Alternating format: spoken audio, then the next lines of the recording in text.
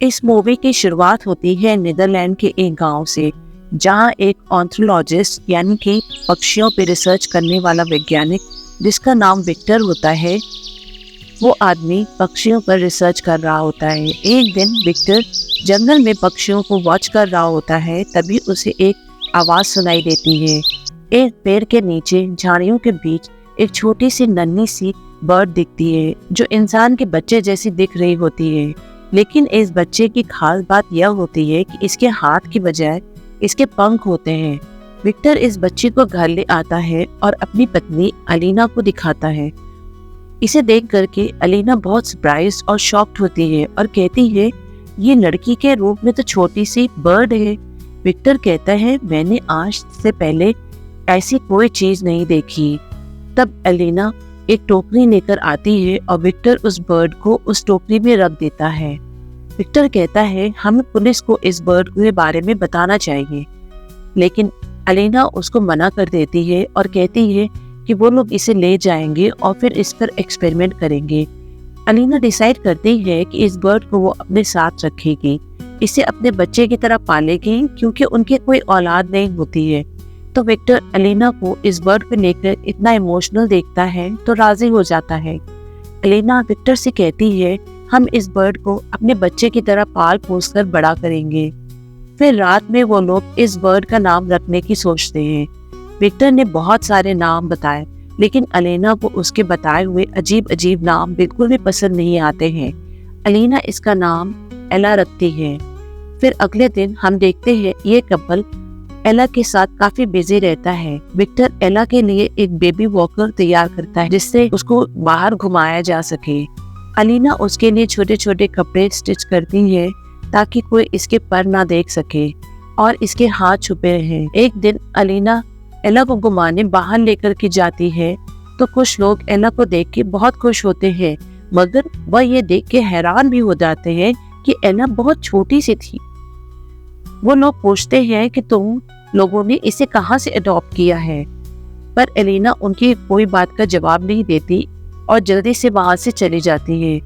फिर मूवी के आगे हम देखते हैं एला थोड़ी सी बड़ी हो चुकी है और वो अब छोटी बास्केट में भी नहीं फिट हो रही थी। वह थोड़ा थोड़ा उड़ने लगी थी, जिससे देखकर दोनों बहुत ज्यादा खुश हो जाते हैं। रात को एला उन दोनों के पास ही सोती है और सवेरे वो फार्म के चिकन से खुद को कंपेयर करती है कि किसके फेदर्स ज्यादा बड़े हैं। अलीना को एला के साथ बहुत अच्छा लग रहा था। दोनों एक साथ बहुत खुश होते हैं। एक दिन एलिना कपड़े सुखा रही होती है, तब एला उन दोनों को अपनी बर्ड वाली जबान से कुछ नाम से पुकारती है। एलिना को लगता है वो इन लोगों को मम्मी और पापा कह के बुला रही है। फिर एलिना एला को इंसानी भाषा सिखाने की बहुत कोशिश करती है, लेकिन एला नहीं सीख पाती है। एक दिन एला खाना नहीं खा रही होती है, इस पर अलीना उस पर बहुत नाराज होती है। तभी एला को फ्लोर पर एक इंसेक्ट दिखता है, वो उसे खाने लगती है। अलीना समझ जाती है कि आखिर वो है तो एक बर्ड ही और बर्ड्स के लिए इंसेक्ट खाना नॉर्मल है। फिर हम देखते हैं अलीना उसको कुछ कीड़े खाने के लिए देती है, जिससे वो बहुत खुशी खुशी खाती है, लेकिन वह इंसानों की तरह टेबल में बैठ के नहीं खाती है। अलीना सोचती है कि मैं कुछ भी कर लूं, लेकिन है तो वो इंसानों से अलग। उसकी अपनी एक दूसरी दुनिया है। वो सिर्फ बर्ड्स की तरह ही एक्ट करती है, जैसे कि इंसेक्ट का खाना, बर्ड्स की तरह बोलना और बर्ड्स की तरह अपने पर फड़फड़ाकर उड़ने की कोशिश करना। पर ये तो फैक्ट था कि एला एक इंसान नहीं थी, वो थी तो एक बर्ड ही। अलीना को एला के लिए बहुत चिंता होने लगती है। अलीना एला को बाहर घुमाने के लिए ले जाती है, ये सोच करके कि वो अपने आसपास लोगों को देखेगी तो कुछ सीखेगी। अलीना उसको एक रेस्टोरेंट में खाना खिलाने के लिए लेके जाती है। वहाँ एला एक केज में बर्ड्स को देखती है तो पंख फड़फड़ाते हुए, तो एला भी ऐसा करने की कोशिश करती है। ये देख करके अलीना काफी घबरा जाती है और उसको टॉयलेट लेकर जाती है और वहाँ बैठा के कहती है, अब तुम्हारा जितना मन करे उतना उड़ो। पर उसको ये नहीं पता होता है कि टॉयलेट का विंडो ओपन है। अलीना एला को लॉक करके बाहर आ जाती है। फिर जब वो थोड़ी देर के बाद डोर खोल करके टॉयलेट में देखती है तो वहाँ सिर्फ एला के शोज होते हैं। टॉयलेट की विंडो से वो देखती है कि एला पक्षियों के साथ उड़ती जा रही थी। अलीना एला का पीछा करती है, लेकिन वो उसके हाथ नहीं आती है। वो उड़कर काफी दूर निकल जाती है। विक्टर घर आके एलिना को बताता है कि उसने एला ही की तरह एक और बर्ड को आसमान में देखा है। तो एलिना उसको कहती है कि वो कोई और बर्ड नहीं बल्कि एला ही है। फिर वो विक्टर को सारी बात बता देती है। फिर हम देखते हैं एला बर्ड्स के झुंड के साथ उड़ रही होती है और वो काफी एंजॉय कर रही होती है। एला उड़ते उड़ते शहर में चली जाती है और उड़ते उड़ते एला के पंख काम करना बंद कर देते हैं। फिर वो आसमान से गिरकर एक घर में गिर जाती है। उधर अलीना और विक्टर एला को ढूंढने के लिए ट्रेन में सफर करके शहर की तरफ जा रहे होते हैं। फिर हम एक छोटी बच्ची जिसका नाम रोजी होता है, उसके डैड उसको डांट रहे होते हैं, जिससे परेशान होकर वो रो रही होती है। रोजी अपने कमरे में आती है तो वो एला को देखती है और वो एला को देख करके बहुत सरप्राइज होती है। और फिर धीरे धीरे एला और रोजी बहुत अच्छी दोस्त बन जाती हैं। एलिना और विक्टर लॉस्ट इंफॉर्मेशन ऑफिस जाते हैं पता लगाने के लिए कि एला कहाँ है, ताकि उन्हें उसके बारे में कुछ इंफॉर्मेशन मिल सके, लेकिन वहाँ उन्हें कुछ भी पता नहीं चलता। एला और रोजी घर के पास एक पेड़ होता है, वहाँ जाते हैं। एला जल्दी से उड़कर पेड़ की ऊपरी हिस्से में चली जाती है और वहीं सो जाती है।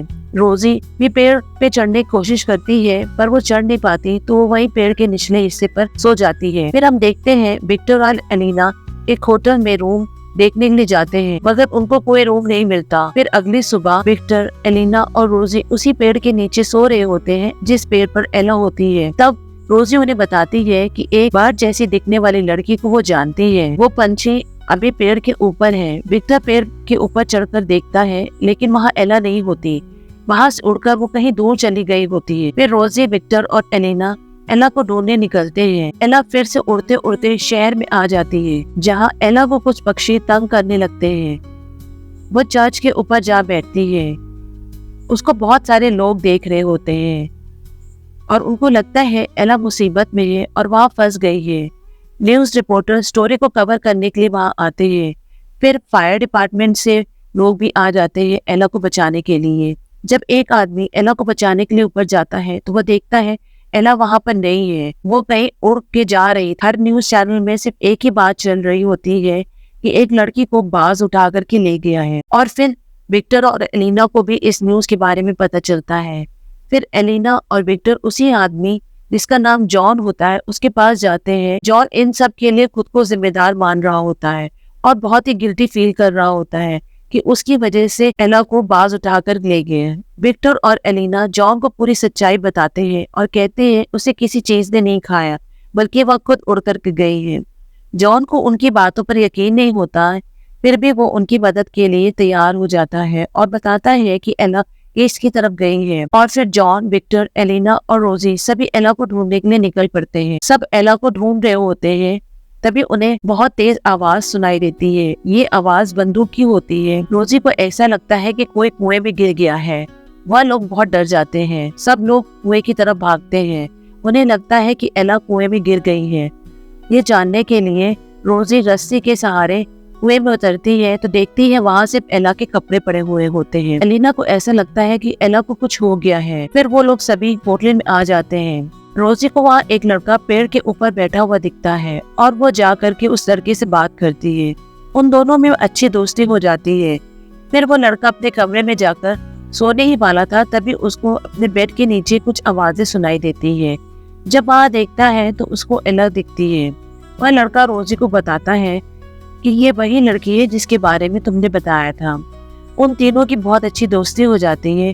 फिर वह लड़का, रोजी और एला बेड के नीचे ही सोते हैं। सुबह रोजी ये बात विक्टर और एलिना को बताती। जब एलिना एला को देखने जाते हैं तब वो वहाँ से उड़कर कहीं गायब हो जाती है।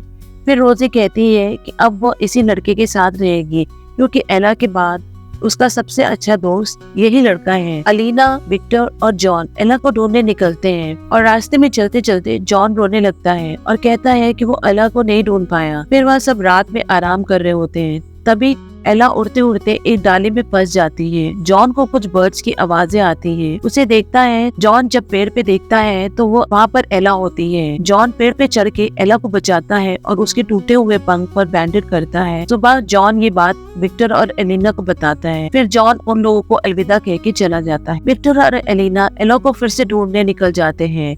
वो लोग समुद्र के पास पहुँचते हैं तो देखते हैं एला बहुत सारे पक्षियों के साथ उड़ते उड़ते समुद्र पार कर रही होती है।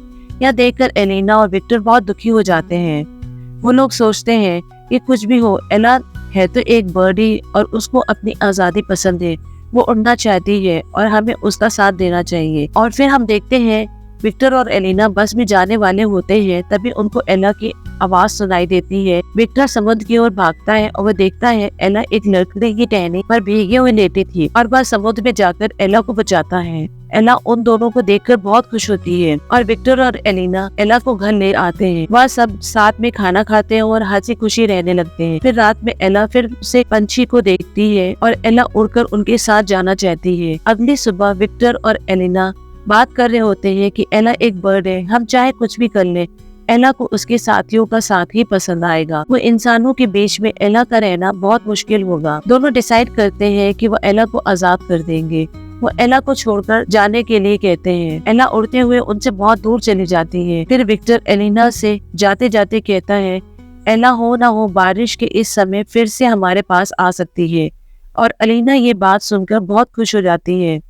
इसी के साथ मूवी यहीं पर खत्म होती है। ये मूवी हमें ये सिखाती है कि हर इंसान अलग होता है और हमें अपनी अनोखी पहचान को अपनाना चाहिए। यह फिल्म प्यार, स्वीकृति और अपनी पहचान की खोज की कहानी है। और अगर आपको ये कहानी पसंद आई है तो प्लीज मेरे चैनल को लाइक और सब्सक्राइब जरूर करें। Thank you for watching.